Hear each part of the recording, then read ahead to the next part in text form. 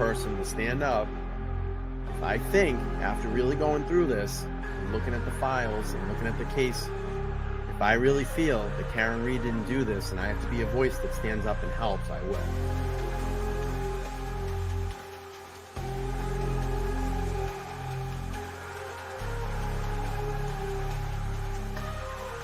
We are expecting to learn more about the allegations against the girlfriend of a Boston police officer who was found unresponsive in the snow Saturday morning. I-Team sources say Karen Reed was in a relationship with John O'Keefe. She's facing charges including motor vehicle homicide and manslaughter. We're the only ones fighting for the truth of what happened to John O'Keefe. And me and my family and my attorneys and my team have marshaled every resource to get to the truth. Just feels like no one else wants it. Now, just be clear, you didn't do it. We know who did it, Steve. We know. And we know who spearheaded this cover-up. You all know. And no, she didn't do it. No, she didn't do it. This is an innocent woman. She didn't do it. I tried to save his life. Yeah. I tried to save his life at 6 in the morning. I was covered in his blood. I was the only one trying to save his life. Why'd you admit to it? She didn't admit to it. She didn't admit to anything close to that. Nothing close to that. And you should know that. That was like 3 or 4 times she admitted to it. No, she didn't. That's not true. She asked a question. She asked a question, which is very different. She didn't admit to anything.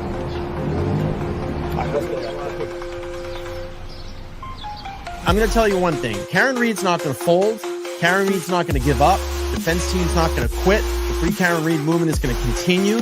We will continue to raise funds for her. We will continue to do standouts across Massachusetts, across the nation, across the world to let everybody know what's going on here in the state of Massachusetts, the corruption. And we will continue to get the word out there. Believe me. Believe me. All right, here we go, everybody. Welcome in. It is Sunday here on this Memorial Day weekend. I want to thank everybody for joining us here on the LTL Media channel. Right now, today is the Sunday Super Show, and I am solo today. We have Lauren DC out on some vacation time. I hope she's having fun and enjoying fun and relaxation in the non-sunny state of Massachusetts. I mean, this is pretty awful weather here that we're experiencing. It's not typical Memorial Day weekend weather, but I'll take it. I have the next couple days off. I'm looking forward to like sitting down and maybe just, I don't know, not doing anything YouTube, but here I am on YouTube. But anyway, again, welcome in everybody. See my moderators in here, subscribers in here. We have members in here. We're about 6 new subscribers away from hitting 44,000 subs here on the LTL Media channel. So maybe we could do that today in this conversation.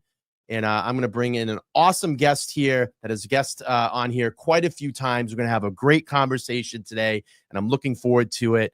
You see him still chewing away at his bagel backstage.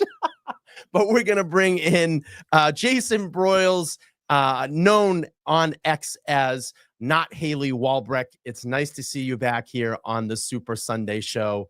How you doing, man? How you doing? I'm doing great. Thanks for having me. You've perfected the pronunciation now. You have it down. And I only got a half of my bagel in. This is a really great if you're in this area of Connecticut, it's a Fancy Bagel in Farmington, Connecticut. You want to check them out. It's really great. It's so good. It's so good. I've been up that way. I've not been to that spot. I used to live in Connecticut for like 2 years. I took a management job there. I lived down in East Lyme, Connecticut, right on the water. It was gorgeous. My apartment was like steps away from a cove where the ocean came in. It was beautiful. The only thing though is everything is awesome on the coast of Connecticut, but you just go into the interior and it's just wood. Yeah, it's just wood. true. There's a lot of woods. Yeah, there's a lot of woods, and the 2 casinos pull in a lot of interesting people as well too. But I digress on that. But it is a beautiful state, and I had a lot of fun there. It was good. So listen, let's have we'll talk about some of this stuff today. I want to get updated on Turtleboy's charges that have been dropped. We're going to talk about the Commonwealth's case, maybe little Lally versus Brennan and how that's shaping up. We're going to talk about the disastrous witnesses for the state, the Commonwealth, and then we'll talk about I've been really talking about this lately. John DePietro has got me right here, man. Like I'm so at it with this guy. We'll probably touch on the courtroom randomizer as well, and the issues surrounding that. and we'll get into how we think that the defense is going to close out this case. So let's do this, Jason. We'll start off with Turtleboy. I think that's a great way to enter and start off this Sunday show. So he went live the other day. I know he was in court about a week and a half ago. It was spinning all over X. Oh, Aiden's been arrested again. He's going to go back to jail. And I don't know if that was on a related or unrelated. I can't remember because there's been so much activity lately. I can tell you that court appearance was in Worcester, and it was actually in his civil case against Lindsay Gaetani. Right. That's right. Yes. Yep. And then a couple of days later, he announced that he had 6 of his charges dropped in this whole. And I know you spit them out backstage. I'll let you do that. Yeah. Well, he had 6 of the indictments dropped. 3 of them were for conspiracy, 2 of them for witness intimidation, and 1 of the picketing charges against him were kicked. Go ahead, Jason. Yeah, it's great. And I've seen, I haven't actually seen Judge Doolin's ruling, and I've been trying to find it because I do want to read through it. I know some of the trolls are out there and they're saying that he's been precluded from using his First Amendment defense at trial. I don't believe that's true.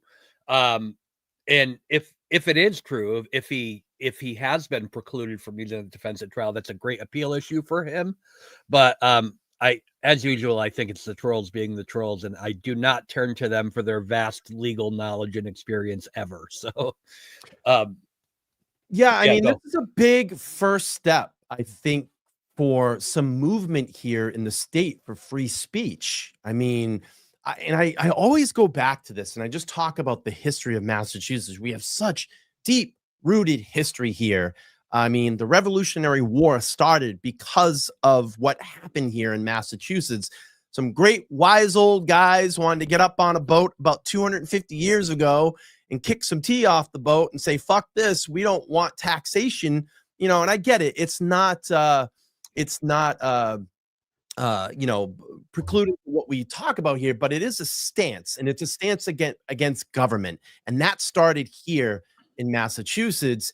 And for a state that didn't want government rule, we wanted to just live our lives and grow and prosper and make this great country. We've become here in the state of Massachusetts of a state of a lot of laws and a lot of suppression here. And I'm hoping this starts to kind of open the doors or some windows or maybe some screens into allowing free speech and defining that here in Massachusetts. What are your thoughts on that, Jason? Well, I think you hit the nail on the head, except for I think that what we really, I think what our founders really were railing against was tyrannical government. And we've certainly seen it. And while we have that rich history of the Boston Tea Party and those things, we also have in the very same courthouse that we're sitting in Dedham, Sacco and Vanzetti. Yep. So we kind of have this history that's at odds with each other, where there's this constant pushback back and forth between the government and the citizenry. And I mean, there's no better example of what's happening right now than, I know it's not even, it's kind of tangential here, but when we look at this buffer zone, and I just had a long tweet reply this morning where I was talking about the buffer zone, because if you look at what's happened in this buffer zone, we literally have a judge. When they implemented the first buffer zone, my first question, I actually have a tweet.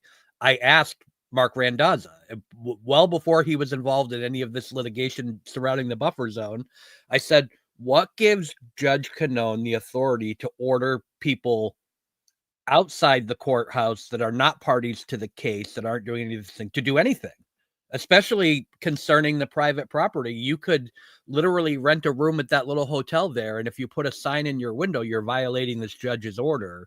You could be a private property owner and put a sign on your lawn, and it doesn't even have to be a Free Karen Reed sign. It could just be anything, as evidenced by Erica Walsh wearing the Norfolk County is run by criminals sweatshirt. Yeah. So there's all this really weird stuff going on where it's like the government is trying to claw for more power, and the people are resisting. Some of the people, I can't get over the fact that we don't have, if a troll went down there I said this in my tweet this morning, like people have gone down there. Let's take JLR. I hate that dude, right? Yeah. He goes down there and he yells at Karen, and I think it's horrible, but I stand up for his right to do it. And the same thing with Grant running and yelling questions and doing all these things. They're a menace, but they have the First Amendment right to be there and do that, right? And I support that regardless of the fact that I disagree with them. When we see these trolls who come after and they're celebrating Erica Walsh's arrest like it's something to be proud of, and like, why don't you just lay down to the government and tell it to do you harder? You know what I mean? Because that's exactly what's happening in that buffer zone. So your point's well taken. And they don't understand, like they should be not cheering that, because that could turn on them as well to, express their feelings and their free speech. Like you've got to kind of resist that, Right. Because it could happen to you. You could do a counter protest and they shut you down. As much as I hate it when we see these people come into the area and they rally against Karen Reed and say, oh, she's a murderer and she's this and that. They have every right to that opinion. They have every right to express that opinion. I don't want that shut down.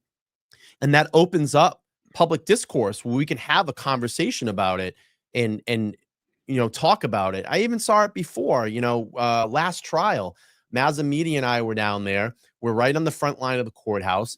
I'm literally having a civil conversation with Kevin from Yellow Cottage Tales, and we're talking to him about ARCA. And we're not yelling, we're not screaming. We're having this back and forth. And you know how they kept that primary line there of the blue shirts and the pink shirts. I'm just using this to kind of, using the blue and pink. But the John O'Keefe supporters on that side, the Karen Reed supporters on this side, and we're just going back and forth, and it's healthy banter, stating your point, stating his point, and then all of a sudden, like we have, state trooper comes muscling in and is like, all right, you guys got to break this up. This can't be going on. And I'm like, we're not doing anything. We're just having a conversation. It was funny. I got them. It was funny, but it's like, they act like we're going to start swinging fisticuffs. It's ridiculous. And, I actually understand, right, that this courthouse security, this is a big deal. It really is. I understand they have a tough job. I actually go pretty easy on the court officers, especially the ones on the inside. Yeah. They've actually always been very polite to me. Been nice had to me conversations with them. I had to actually on the last day when you were inside and I was in the hearing in the other courtroom there. I was with Lindsay Gaetani's victim in the threatening case, and there was some concern that she may pop in there. We did see her victim witness advocate that apparently only works on her case was in there, maybe taking notes. And there was some concern that she was going to come. And I had to let Lindsay's victim know, like, hey, I just don't want you to be alarmed. We see this person here. If she comes into the courtroom, like everything's going to be okay. Mm-hmm. And she was very nervous. So I went and I spoke with the court officers and I said, we're not trying to exclude her from the courtroom in any way. We're not trying to do any of that.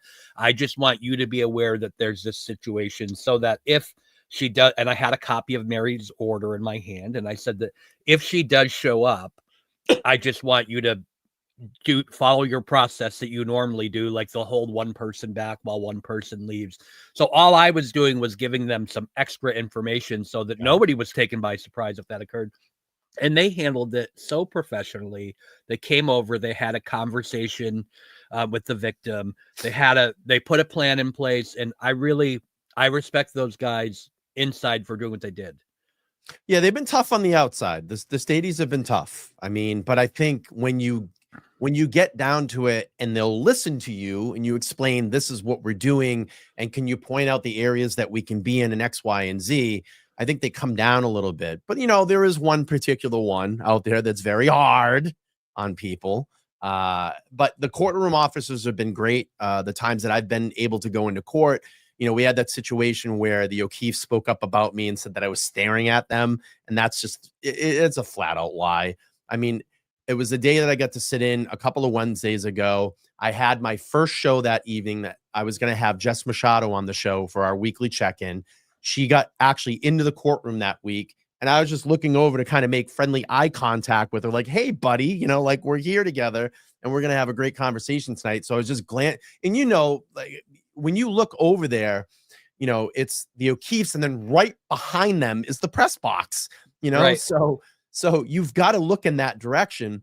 And it was funny. I turn and I'm looking at the press box and I see Jess is in the second row, and then she got to come up and sit at the actual, you know, the box itself, the table they have. Yep. But when I look over, Paul O'Keefe makes eye contact with me immediately and just starts staring me down for like 2 minutes straight.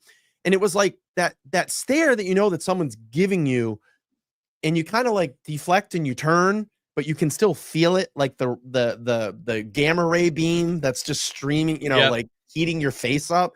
And then I kind of look back again and I'm like, dude, why is this dude still looking at me? And then finally he stopped, and I didn't get to see Jess only when we broke for the breaks and lunch. But like we go down, we have that long break, and it turned into a longer break. And then we went back up to the courtroom. And then as I'm going in, I get pulled by 2 court officers, and they're like, you know, we need to talk to you.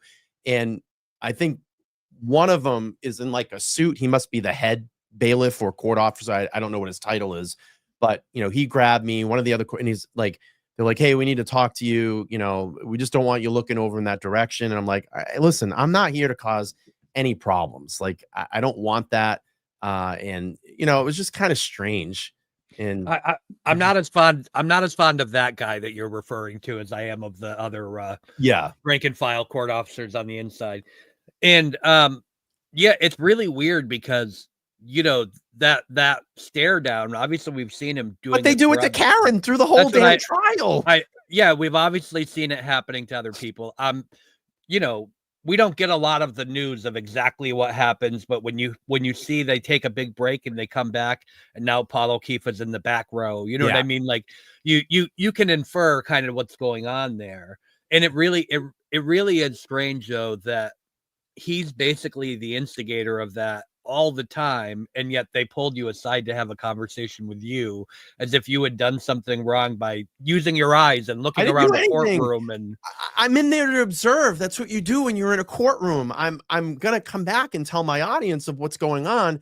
I have every right to look around. It's not like I'm staring at one person and staring at them for an hour. I'm looking to see how people are reacting. So when I come back to my audience, I can say, oh, and during this piece of testimony, this happened, or the jury might have, you know, snickered or stuttered or whatever it may be. I have every right to do that. That's why court is public. So you can go in and sit and see how is the public reacting? How are these lawyers, you know, doing their job? How is the jury reacting? You know, what did the judge do at this particular point? We have every right to do that. And I'm so glad that we do have the right to do that, that we can go in and publicly sit in when we can get into these trials, but to publicly sit in and listen and formulate our own opinions around what goes on. So, yeah.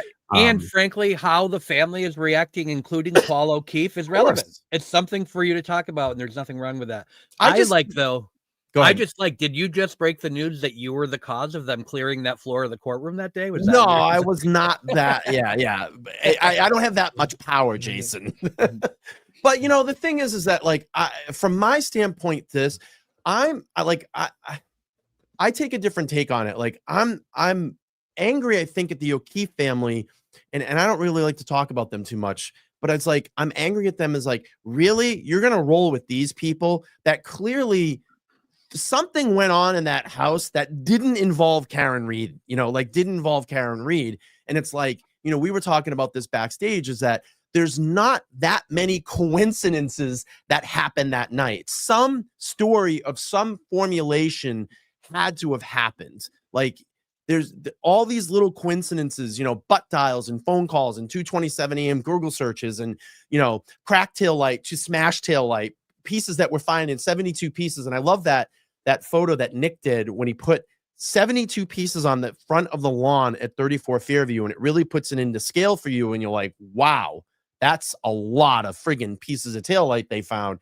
But there's just not this many coincidences. And, you know, oh, I left, but I didn't make a phone call. And then you're watching a video where they're making a phone call, and, doctored video and pieces, 42 minutes of a Sally Port video. I mean, it just does not happen. Statistically, it would not happen, Jason. No, the multiple butt dials, the multiple answered butt dials, butt answers and butt dials combined together. It really is. I mean, that's the thing, is they do this stuff like it's not hidden. They do it right out in the open, and they're incredulous about it. And we're supposed to, it's the very definition of gaslighting, right?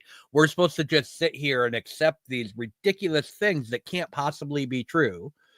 And they just get kind of glossed over and moved right past like nothing happened, where it's I really... just kind of like, I'm like, really? Like, that's, and you're mad at me because I'm talking about this stuff? Like, really? Like, come on. Like, I mean, they've got to be sitting there and going, oh, fuck, this is a disaster. Or, oh, fuck, like, this is new stuff that we just found out during the trial. I mean, and like, even for Christ's sakes, you had Dr. Clope up there the other day saying that this could be a slip and fall accident on direct, not even on cross, on direct. Unsolicited. He said it. He said he could have just slipped and fell down and hit his head. And it's like, okay, thank you for the reasonable doubt. The case is over. Right? I mean, do you think that just when Brennan hears that, his fucking heart sinks in his belly? I mean, he's got to go home at the end of the day and pound the shit out of his steering wheel. I mean, the way that this case has gone to the Commonwealth. And hey, look, you wanted to bring it. You have a weak case, and your witnesses are even turning on you and saying things like, we were just saying a slip and this possibly could be a slip and fall. I think that I think that even inevitably we always are going to compare the last trial with Lally and this trial with Brennan. I saw that comment by Mazza. It's great. Yeah. But at least with Lally, you watched Lally and you felt like this guy's out of his league, or he's just over his head, or he's this.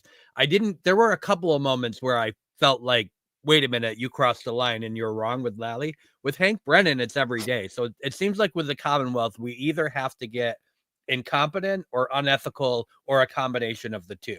And that's not what Mark Betterow says this a lot about the prosecutor supposed to be wearing the white hat. That's the job of a prosecutor. The prosecutor is not, this isn't one side versus the other. The prosecutor is representing the Commonwealth, and they're supposed to do so with a certain level of dignity and decorum. And that's not what we see with Hank Brennan. I mean, he really pulls out all the stops. I don't know. Does anyone believe that he didn't contact Shannon Burgess and ask him to revise the report? Yeah.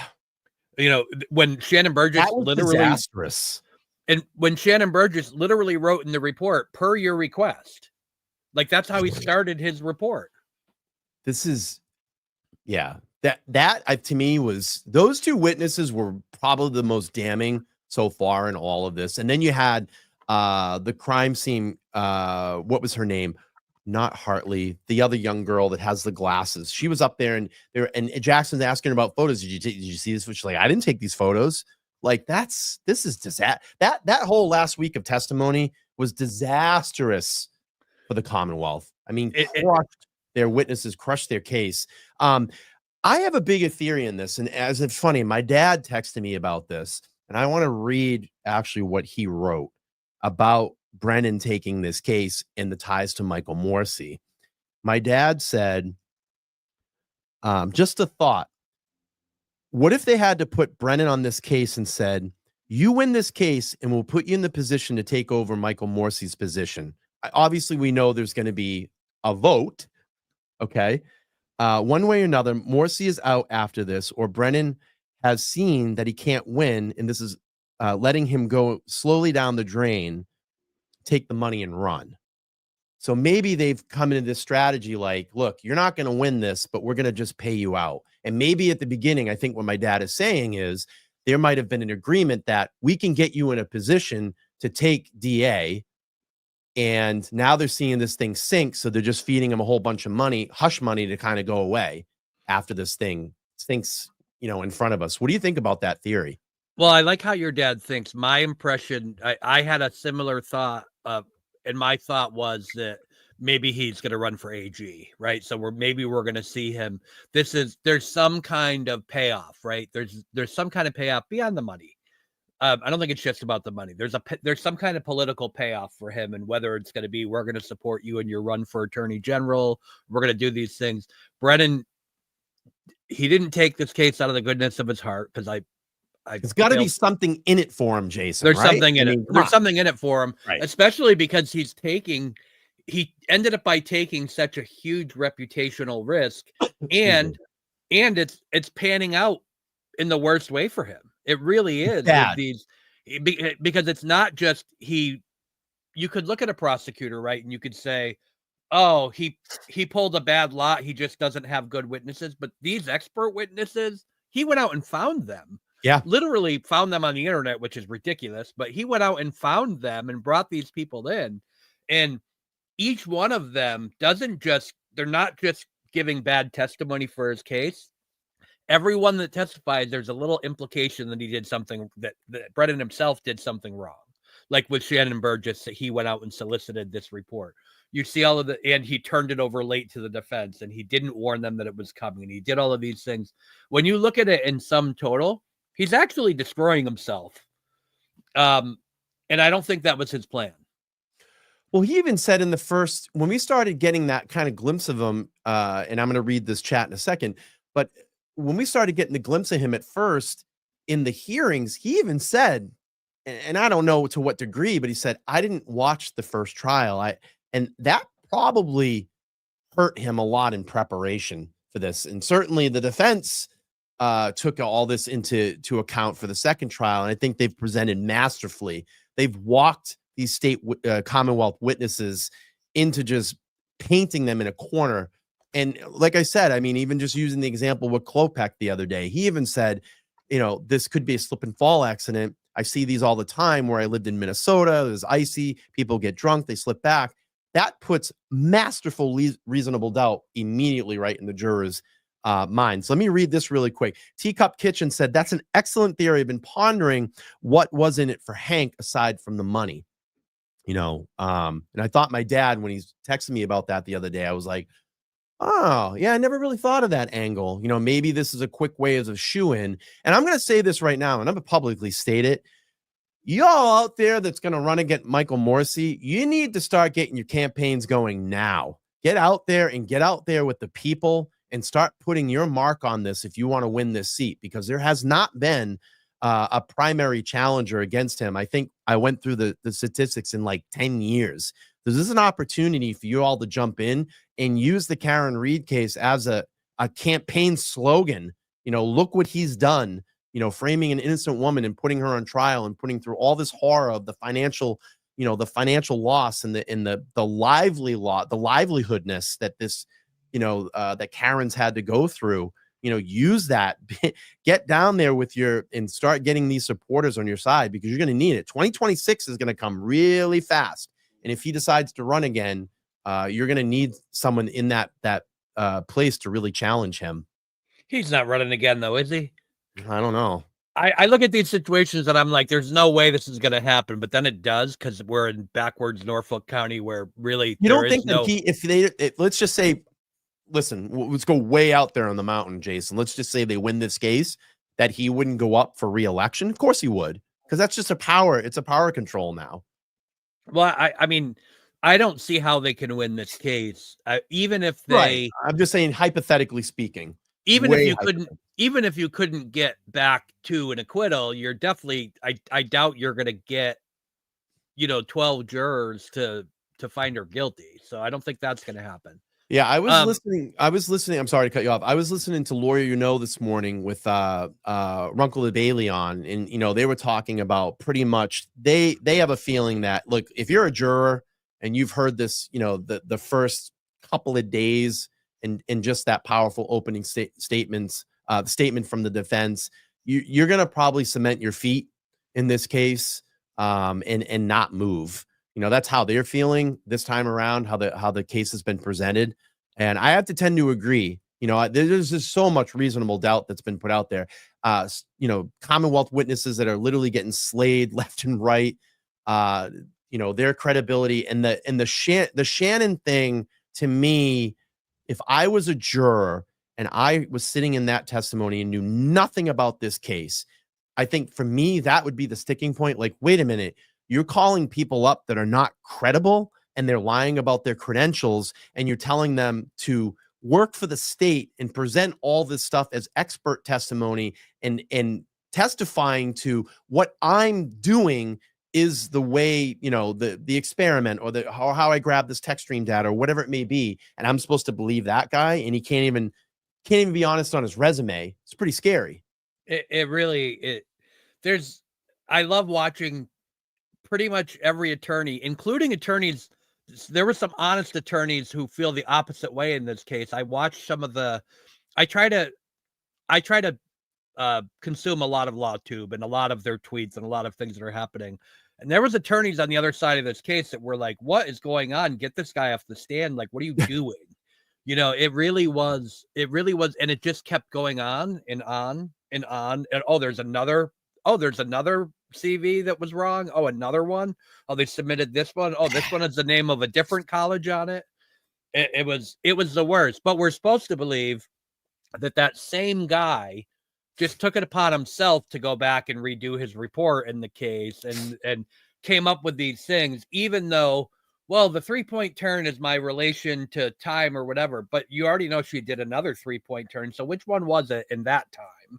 You know, like there's so many problems with his testimony. When you add on top of that the fact that he's a known liar, it's not real great for the Commonwealth. Yeah, and then even the Commonwealth has issues with their timeline. I mean, they're given Karen about 6 or 7 minutes to get back to One Meadows. You're in a snowstorm. You know, who would go 90 miles an hour in a snowstorm to get back to a house? It doesn't make sense. And I think that's going to be a big thing for the jurors when they look at this too, and they're able to sit in that deliberation room and break this down. Like, the Commonwealth's theory of the timeline doesn't even make sense. And then, like, going back to your point, let's submit supplemental reports after we already have witness testimony to correct what we went back. Oh, because the clocks didn't line up. I don't buy it. I don't buy it. You know, this is just another way for the Commonwealth to shift their narrative in the timeline, because Brennan knows this is not working. He knows this case is just sinking before his eyes. The clocks don't line up with the prosecution theory. I think that's their problem. It's not that the clocks don't line up. They just don't line up with their theory. Yeah, with their theory. Let me get to this. On Top X, $2 says, snakes don't move for nothing. Yeah, it's very true. It's very true. They will sit there with their venom and wait for their victim. All right, let's change here directions a little bit. Let's talk a little bit about this courtroom randomizer. And I find it very ironic that, you know, the two journalists that have been, you know, pretty obviously, Aiden is very heavily pro Karen Reed. We have Jess Machado that is very pro Karen Reed. And I'm going to share my screen here and we can talk a little bit about this. And I think this is probably one of the most updated versions of it so far, but I did some underlining here, and you look at Jess did this, and I love that she's keeping score on this, like a little scorecard. And you have week 1, 2, 3, week 1 through 6, and we have the percentages. And I'm just going to call out some names here. Grant Smith Ellis, he's been in there 100%. He's had a seat 100% of the time. Aiden Carney, 33%. You now have the new Karen Reed correspondent, John DePietro, that showed up maybe 2 times last year during the trial 1, and now he's the guy. He's the guy that's going to break this all down and give his honest courtroom opinion of what's going on in there, Jason. You know, testifying to things, putting out tweets saying that Clope testified to frozen hard ground. I debunked that. He did not say it. Everybody knows he didn't say that. He's been in there 67%. And then you look at Jess Machado, that's only been in there 17%. The fix is in, Jason. I don't believe it. I don't believe this randomizer. I don't believe that they're picking, you know, whatever the hell they're doing, picking a ping pong ball out of a cage. I don't believe it. I don't believe it. No, me either. They should televise it like the lottery with the balls that bounce around or whatever. But The truth of the matter is why is the SJC media office, the fact that they removed the process from the courthouse and from the people Which that is you know, weird. right? Why isn't this process being done by the court clerk in the court? Like, it's just such a weird thing, and by removing it, they've taken away all of the transparency associated with it. And now, when you combine that, I did Jess Machado had an amazing tweet thread the other day where she was talking about what she's gone through to get her credentials, and how, because when she was writing full-time for the Fall River Reporter versus when she left and they pulled her credentials, and I didn't know any of that. They pulled her credentials because they went, oh, well, you're not working with the Fall River Reporter. And she's like, I do independent articles for multitudes of publications, and they made her jump through hoops. And honestly, I've tried 5 times, Jason, 5 times. I have a dedicated website. I do write articles. I do blog. I obviously have a YouTube channel. I have an X account, and they will not take YouTube as a credible source.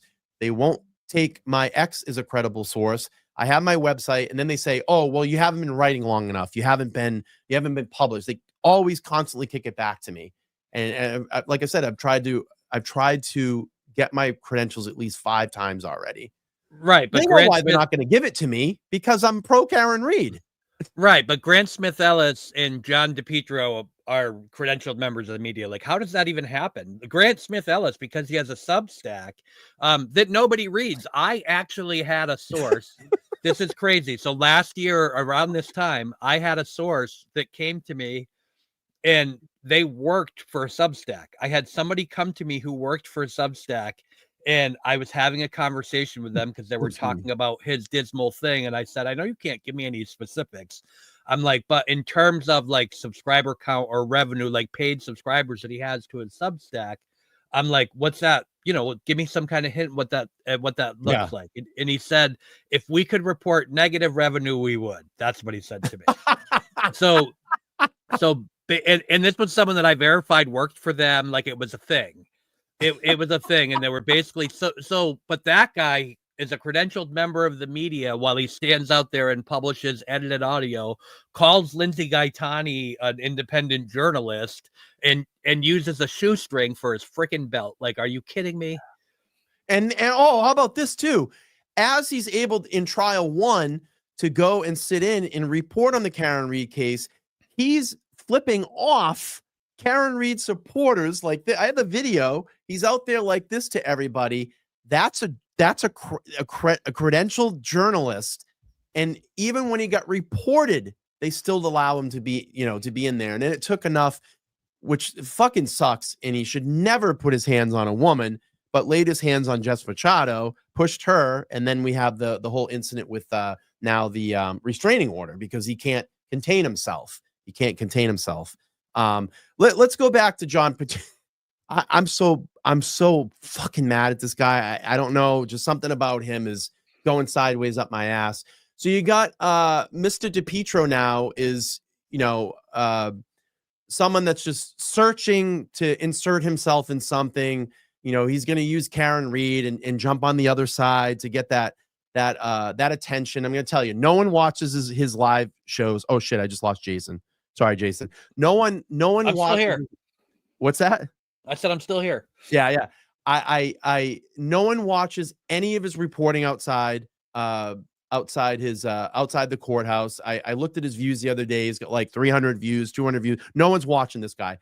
And the thing that burns my ass about this is that I caught him during a sidebar the other day when he walked in at 10:30 in the morning, casually strolls in, takes his jacket off, probably made some coffee and tea, took a bite of his bagel, and sits down.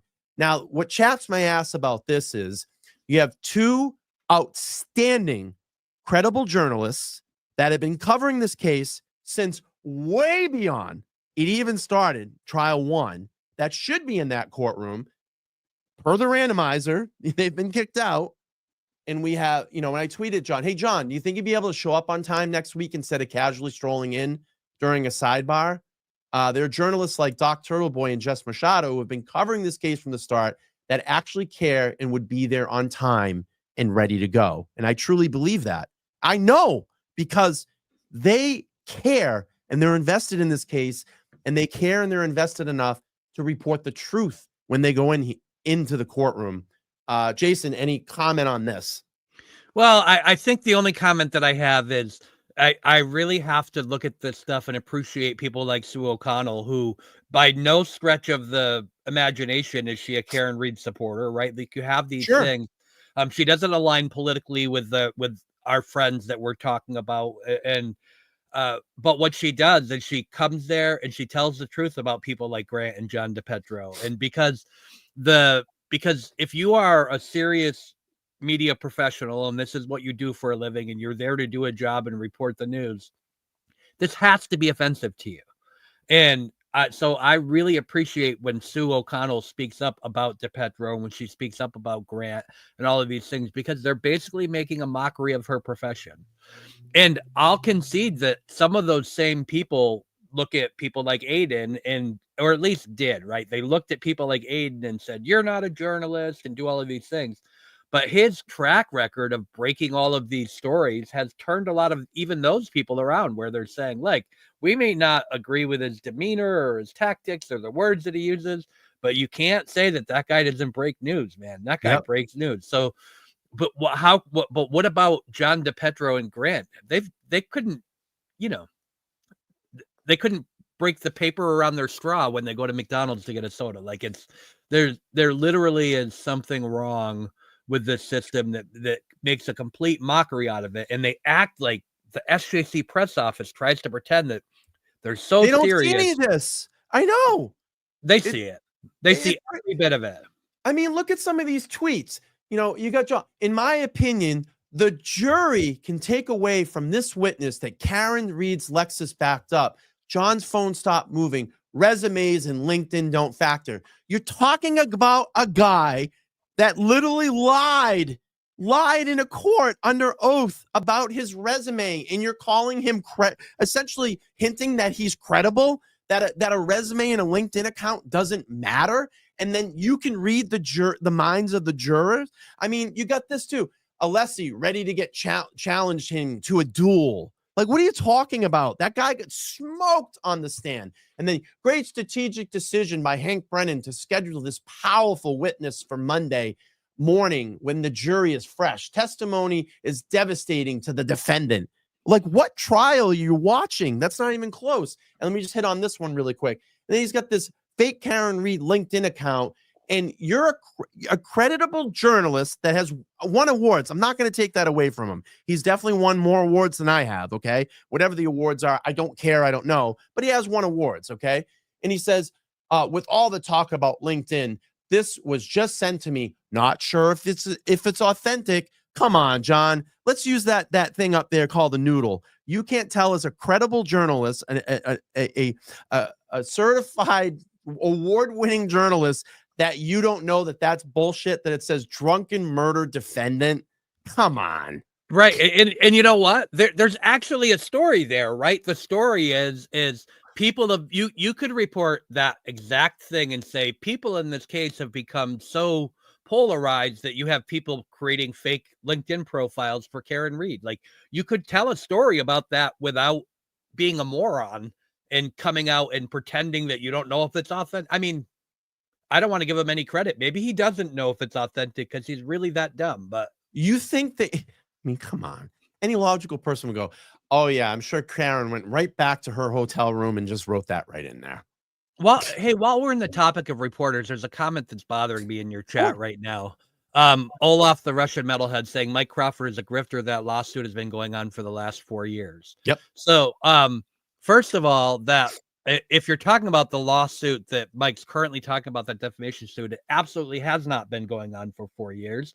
You should go and look it up for yourself on mass courts. The lawsuit is written like Grant wrote it, right? So the lawsuit is written basically, a first-year law student would write a better lawsuit than the one that Mike's facing. So I hope that a really well-written motion to dismiss takes care of it. But if you want to get into the lawsuit that Mike Crawford is charged in for defamation, the plaintiff in that lawsuit is a guy by the name of Harry Gene Jakes. And Harry and his brother, David Gene Jakes, are the two people who attacked Morris Stringer at the NECAN, I think in 2022 or 2023. And in that case, Grant actually lied to the police. I have the transcript of the body cam recordings where Grant lied to the police, pretended that he witnessed the assault, which he didn't because he was outside, and got Morris Stringer arrested for the assault that he was a victim of. And not only did that happen, he also told the police that Morris Stringer was armed and dangerous. So now you have these two brothers, Harry and David, who committed the assault. And because Mike Crawford talked about the assault and talked about them being the founders of a nonprofit called the Big Hope Project, they wrote a very poorly written lawsuit to come after Mike and two other individuals, including Morris Stringer, who was the victim of the assault. Now, Morris Stringer was charged. Grant said he was armed, told the police that he was sure to be armed when they encountered him, told the police that 6 or 7 times before finally admitting that it was just hearsay. But by then, the APB had already gone out looking for Morris Stringer and saying he was armed and dangerous. Now, if you're a black man in the city of Boston and the police get an all points bulletin on you saying that you're armed and dangerous, what's the likely outcome of that? The likely outcome is that you get shot. So isn't it funny that we have this other story and Grant Smith Ellis is right in the middle of it? The person filing the lawsuit was a person who actually committed the assault, and the charges against Morris Stringer were dropped basically for these reasons, because I'm not ashamed to say that I had done a lot of reporting on this particular case, this particular topic, and I had conversations with people who were associated with Moore's defense. I don't even know if Moore knows that. And in the process of taking some of my reporting and material that I uncovered, his case was dismissed shortly after that. So that's the lawsuit against Mike Crawford. You have basically a person who assaulted one of the defendants, and his brother, the other person that assaulted it, is currently on trial for gang raping an 11-year-old girl. So these are the people. So the guy who's claiming that his reputation has been defamed and that of his nonprofit, I don't know how his co-founder is the one that, and brother is the one that gang raped an 11-year-old girl. I'm sorry, but in order to win a defamation case, you have to prove that the person who defamed you basically affected your reputation. Well, when your reputation is that your brother's with a child rapist and you go out and assault people, I don't think you don't have much to defame. Yeah, that extends back to stuff with this cannabis community involvement, correct? It does. Okay, yeah, I don't really know much about it, to be honest with you. But thank you for explaining the case.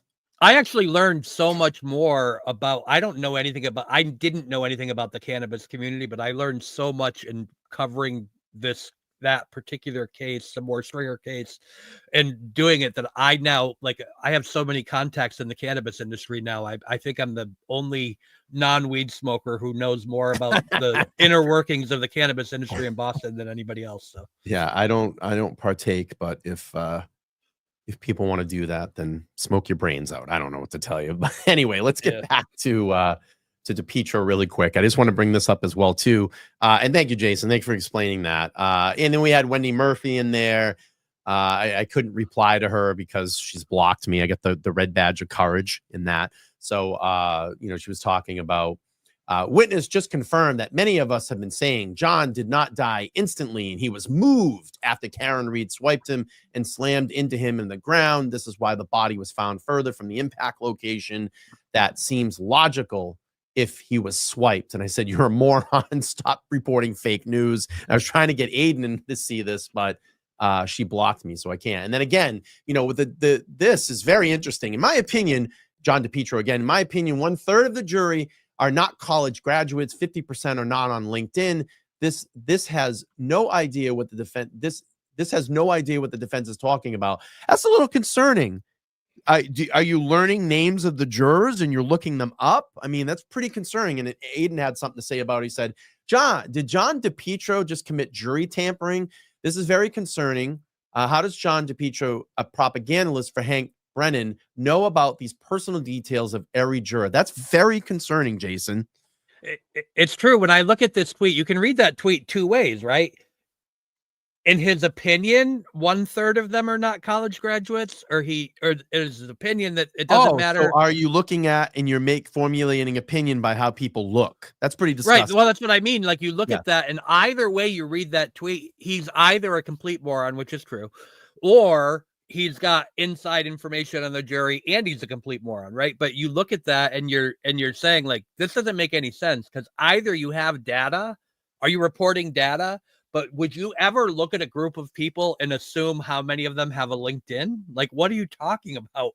They literally, at schools and colleges, but if in high school, they're having kids create LinkedIn. If you go to college, they're having you create LinkedIn. You have all of these things. So in his opinion, 1/3 of the jury, like, those Notice are it awful. 50%. Right, but 1/3 of them didn't go to college and 50% don't have Got it. LinkedIn. Yeah. He's garnering a lot of opinions based on a jury from looking at them from the thing, or he's got inside information. Either way, Yeah. what are you reporting? Are you visually inspecting people and assuming? That's racism, isn't it? That would be racism. So it's pretty disgusting if that's the route he's gonna take. Right. Are the 1/3 that aren't college graduates, are they black? Is that why you said they're not a Right. college And how do you know that they're not graduate? college graduates? You don't Right. know anybody by not having a conversation with them. And you should never assume by looking at someone on the outside and making an assumption about them. I think we do that way too much in this society. And a person like that, to say something like that, is pretty disgusting. So I don't know. I don't care about what the jury looks like. I just want them to come to the conclusion when they get at the end of this case, and come to the right conclusion, which in my opinion is not guilty, completely 100% exonerated, and Karen Reed can walk out that courtroom a free woman. Amen to that. And Yeah. the last, just to put a finishing point on that last topic, I worked in the trades. I was the IT director for a large home services company in the Northeast that did electrical, plumbing, HVAC, the whole 9 yards, water treatment. And a lot of our technicians, not only do the trades get a bad rap, but a lot of our technicians made $120,000 a year plus. And a lot of them had LinkedIns, and they never went to college. They were people in the trades, and they had LinkedIns because they were still building their resumes, and they were still building networking. things. Yeah, it's called Amen. networking. Yeah, it's called networking. So that's a pretty disgusting comment. If that's the assumption that he is going towards. And real quick, we'll just do this one last one. I'm going to turn ourselves to probably your right-hand side screen. When John DePetris is witness of the day and possibly the week, Dr. Clope testifies John O'Keefe died from his head slamming into the frozen ground after being struck by Karen Reed's SUV.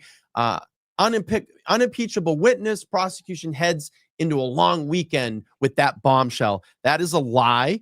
That literally did not happen. I've gone over this twice on my show, and I've showed the testimony in this particular point. He never said that.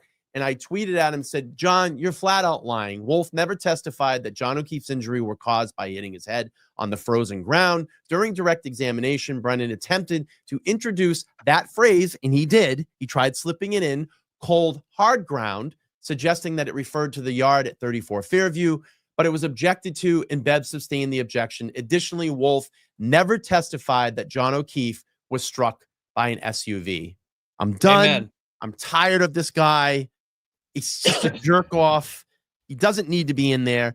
And Court TV giving this guy any credence right now, and I hate using this expression, but shame on you, and don't get up there if you're a creator and support this platform. I know everybody loves to be on Vinny's show. In my opinion, don't do it, because they're supporting shit like this on that side. And I love the fact that Maz and I took a stand last year. I could have been on Court TV multiple times. They've asked me, okay? But I took the stand last year when they took all my personal information. It was me and Mazza Media were supposed to be on Court TV and do a segment with Kate Peter. And what they did was the producer took my phone number, my address, where I live, all of my personal information, put it into a mass email that went out to Kate Peter and exposed who I was, like, in my personal life. Now, granted, people can look me up, you can figure it out, But as a responsibility of a producer of a show, you don't do that. You don't share phone numbers. You don't share addresses. And once that happened, Maz and I took the stance. That's it. I'm never gonna do Court TV. I never got an apology. The producer never apologized to me. I didn't have anybody reach out and say, "Hey, we're sorry." No one, not even someone that probably fetches coffee, didn't even reach out to me and said, "Hey, we're sorry about that." And we took the stance. We just said, "That's it. We're not going to do it." I actually like that Nick Rocco goes on there because I think he's kind of the appropriate person given his relationship to them. But I agree, and it's the same reason Better Road says, "Listen, I'm not going to go on when you put these clowns on. I'm not going to go on with Wendy Murphy. I'm not going to go on with John DePietro. I'm not going to go on with Grant Smith Ellis. I'm not going to do that." And I think he's right. People have to be concerned about their own reputation. People also have to realize that Court TV is in the ratings business. They want the outrage is good for them, and all anyone has to do. And I know that someone told me I made this comparison in a troll directly to a response to a troll. I called them the William Hung of American Idol. And I guess I'm aging myself there because the troll, they're like, I'm in my 30s and I don't know who you're talking about. You know what I mean? So, but American Idol did that where they would put people on that were intentionally horrible just to be cannon fodder so that they could be made fun of. And I have a feeling that Court TV is doing a little bit of that too. Like they like the fact we're actually helping them, right? We're talking about it right now, which is probably driving more people to go to Court TV and watch the John DePetro clown show, Right. Yeah, no, I agree. And, someone said the other day about, I put that tweet out about Aiden. I'm sorry. I'm chewing on a protein bar right now. I'm being rude. I'm sorry, everybody, and I'm staring at my half uneaten bagel. We're hungry. We're going to wrap up here in a couple minutes, but, talking about the other day when Aiden went over and interrupted John DePietro's live stream out there, and we saw that video on his channel, and DePietro came back and said, "Oh, there's a policy, there's an actual policy against this trooper, and he starts calling, the state trooper over, and there's a policy." Listen, put the tweet out. I did some research on it.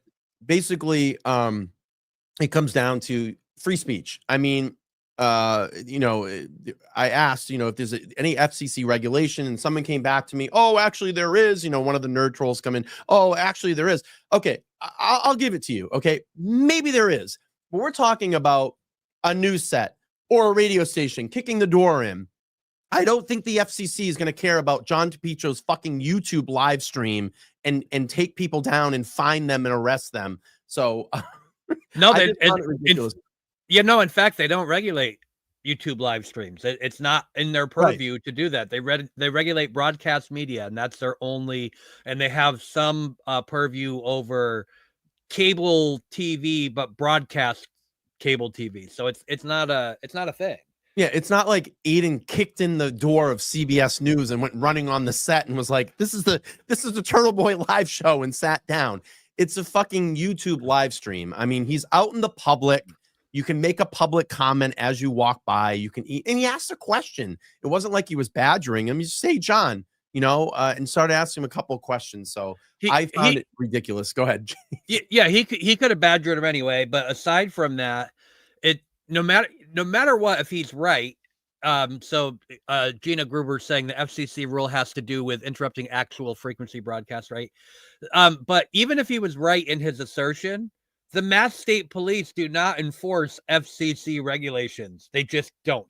It's not. Right. It's not a thing, So, and I'm going to tell you, no one from the FCC is going to chase Aiden Turtleboy Carney down to give him a $25 fine for saying, "Hey, you asked a question during John DePietro's live stream that probably had 10 people on it." You know what I mean? So, yeah.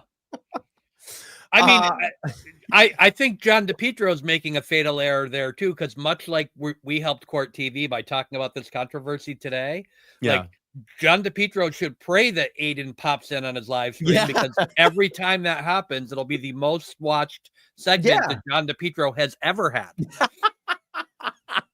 I love it. I love it. I love it.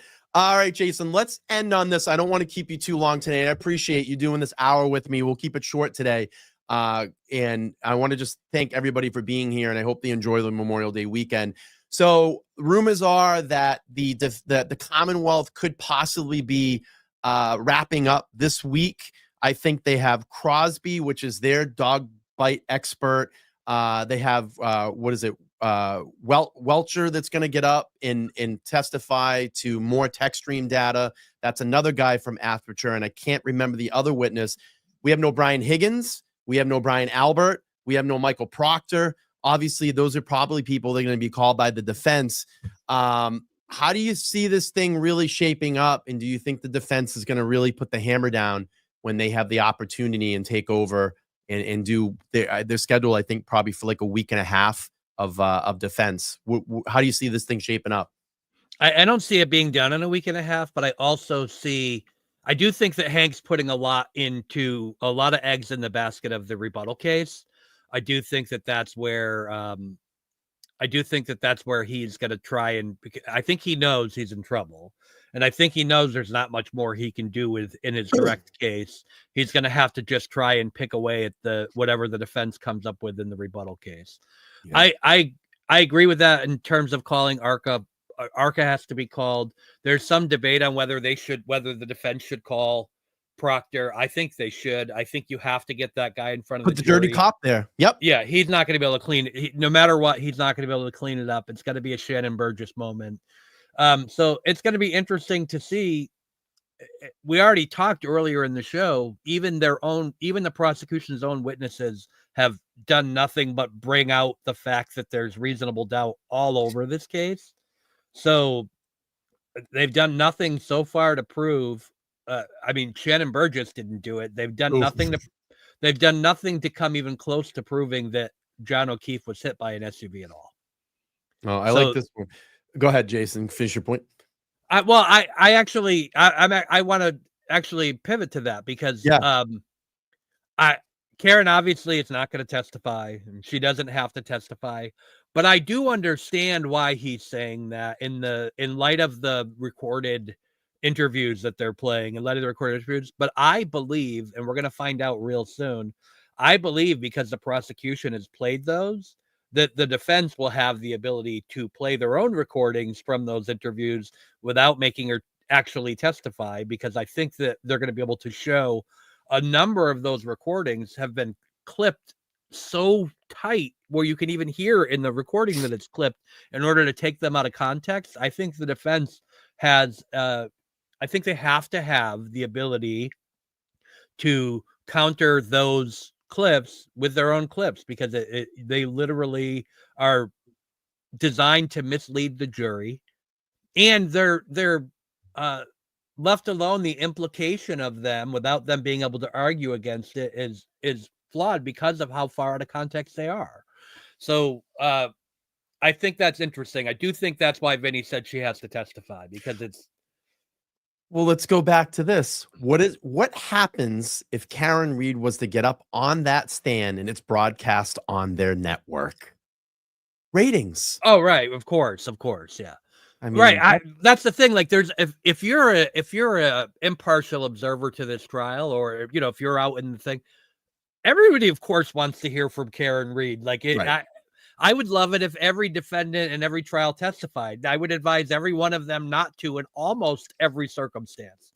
Yeah. So it is interesting. So I don't think Vinny's doing this, but we do see a lot of people who have been trying to troll her into testifying.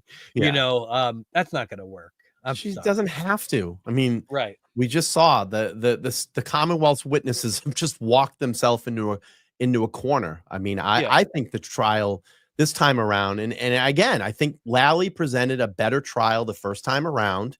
I do too. And I hate to say that, but I think he did. And I think this has been an absolute nightmare disaster for Hank Brennan.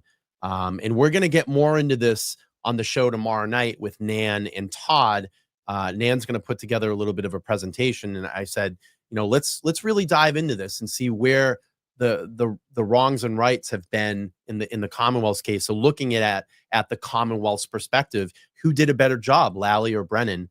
And in my opinion, I think Lally did a much better job. I mean, obviously it caused confliction inside that deliberation room at first, and then it swayed, and then it changed, and then we came to the mistrial. I just don't want a mistrial this time around. I want to put this thing to bed. From what I'm hearing and I've seen on X, the way that the jurors are reacting, personally, in my opinion, I don't think they're buying it. I think there's a lot of reasonable doubt there on the table. We've heard them, audibly maybe snicker at some testimony or some videos that have played.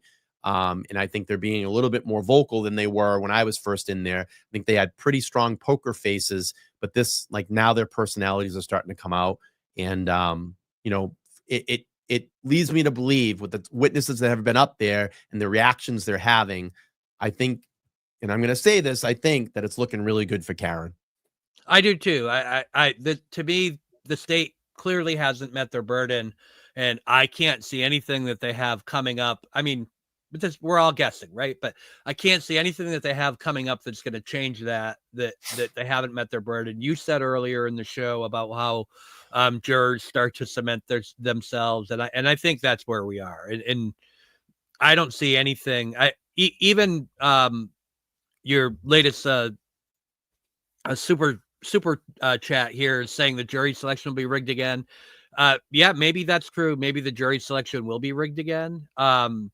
But that only gets you so far. You still have to get 12 people to come forward and agree that the state has met their burden beyond a reasonable doubt. And I just don't think you can do that. Like, I listened to your show. I actually just finished. You should take this as a compliment, because thank you. You and I have had this conversation before where I don't have time to listen to all these shows, like to go in, and especially when we're doing our own research and our own writing. Right. And but I have been doing a lot of work where I've had the capability to have my earbuds in. And since we haven't had trial in a couple days, I've been catching up. And I did just watch your last show with Todd and Nan and go through that. And when you're talking about that, you have this concept of, no matter what happens there, the burden always belongs to the state. And when they haven't met their burden at some point, no matter how many pro Karen Read jurors you get out of the way, the jurors have to ask themselves, did the state meet their burden and prove that this happened? No, all they've done in this prosecution is add additional reasonable doubt with their witnesses. So yeah. And I want to get to this question before we wrap up here in a couple of minutes. I again, Jason, I'm just sitting here waiting and going, okay, well, when are they going to prove that Karen hit John and left him for dead and drove away? I haven't seen it. And maybe that's some of the questions that the jurors are asking, sitting in that courtroom, hearing, this testimony day after day after day. Real quick, we got a question from Sunflower, a channel member. Thank you for being a member. Appreciate it. This question: why didn't Lally use interview clips last trial? I know the ID one wasn't complete yet, but Dateline and the GV ones were. Was it Bev's decision or what? I don't know. I think maybe that was just a creative way for Brennan, knowing that Karen was probably never going to testify, to try to get something on the record like she is testifying. Honestly, when I see the clips, I just laugh. I go, oh, more video clips. And I just tune it out, because to me, it doesn't really add anything. I think it's just fluff. I think it's just fluff at this point. I actually think that Lally probably thought that it wouldn't be allowed, because it probably shouldn't have been allowed, frankly.